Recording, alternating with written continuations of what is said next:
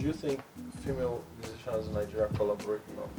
There's not a lot of you guys. I was about to say that. So you have to look at the ratio. Like you have maybe 7 to 1, if not more.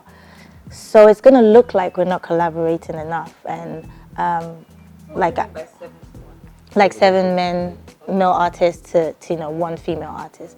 So obviously you're going to have it's going to appear that there are a lot more male artists collaborating with each other because there aren't too many females on the scene. But I think we do try. I just did another record with Waje. I can't wait to get in the studio with Tenny. We've been in talks about that. I've worked with Steph London as well. So yeah, we just need to get more females out there. So how do we develop the music industry in such a way that young girls can see? Well, first of all, the talent really has to be there. It can't just be, oh, you see, the glitz and glam and you think that it's easy. It's definitely not easy. Even for male artists, it's not easy. It's a hustle. But it starts from inside. Like, I'm doing it, Yemi's doing it, Tenny's doing it. We don't have 2 heads. We all started from somewhere. And luckily now you have a lot of platforms. Like, you have the campus tours, the different brands do. That you can get on, and from there, you can be spotted by a manager or an exec of a label. So it's not really about going for the big gun at first. You have to build. You have to build your fan base as well, and it's a process. And I would say to start early,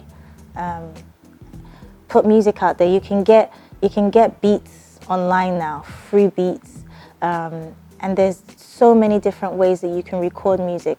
I've recorded verses on my phone, and sent it. And if it's good enough, eventually, God willing, and the stars align, your time will come. I know it's hard, definitely. Like you said, the average Joe might not have access to some of the resources, but you just cannot give up. You have to keep going. You have to find your way to get to shows, to get to concerts, to meet people, to get on platforms where you can perform for free, and it can be an audience of 100 people, 50 people, but it's out there. You just have to keep going. The streaming service like BOOMPLAY. Yes. How do you think that could work? What's BOOMPLAY? I'm just kidding. BOOMPLAY. I love you guys, by the way. No, let's say for real. It's very, very essential, I would say, because I think it's one of, if not the most effective services to stream music in our region. I don't know, you could have like a artist spotlight every week or every month where you showcase a new artist, put it on your platform and have people, like engage with that artist. That could be a way of giving back. Okay, but how? But I want 10% commission if you guys do. But how has a platform like BOOMPLAY helped artists and even users to engage with music and stream music? Well, it's made it very easy. Like a lot of people, with our banking system, a lot of times the average person cannot get an Apple ID or a Spotify ID or something. And with your service, we're able to get our music to our core fans, because our core fans are still from here. It's still home-based. So it's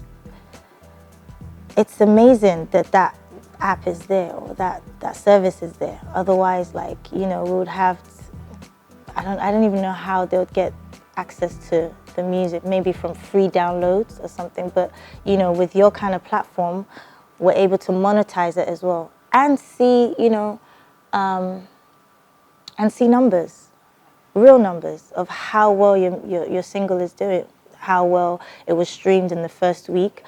These are things that we can actually now take, and it's credible.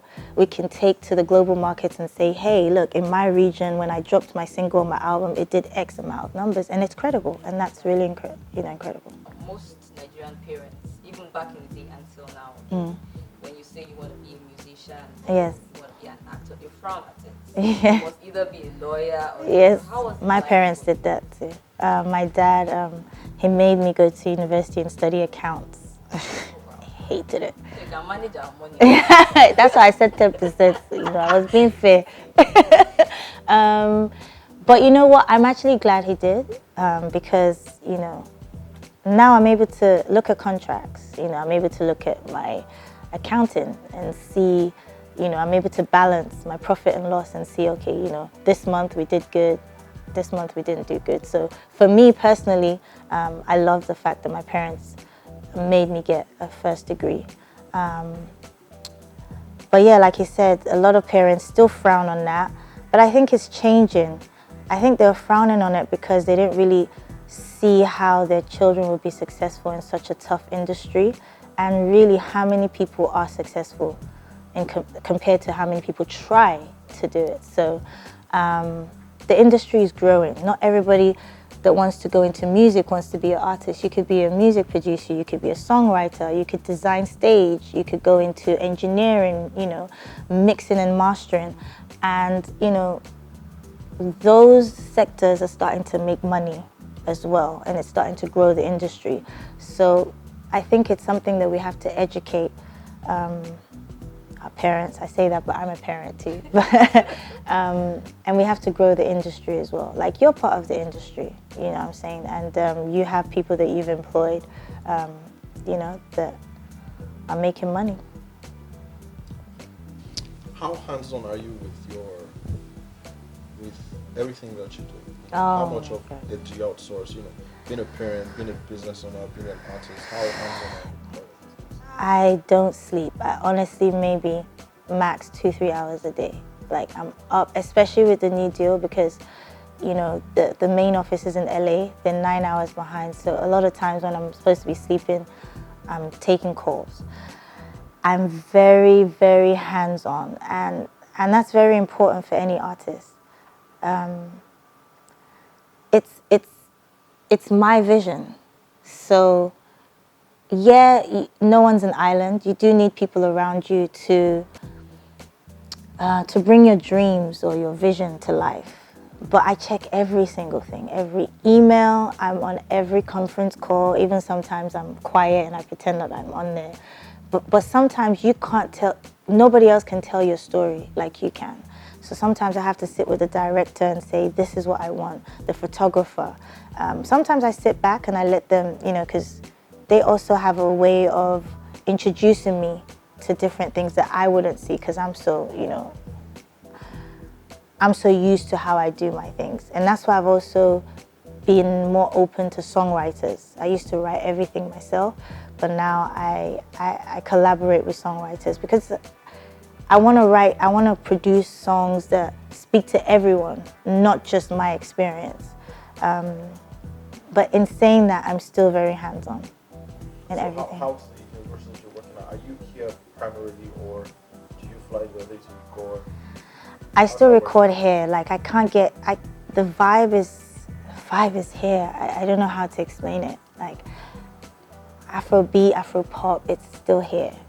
You know, it's just, you're in a studio and you're hearing generator outside, or, you know, you're hearing, you know, cars and like horns and stuff. You know, London is cool, but it's just so calm, you know. So I'll end up writing maybe one smooth jazz type of song.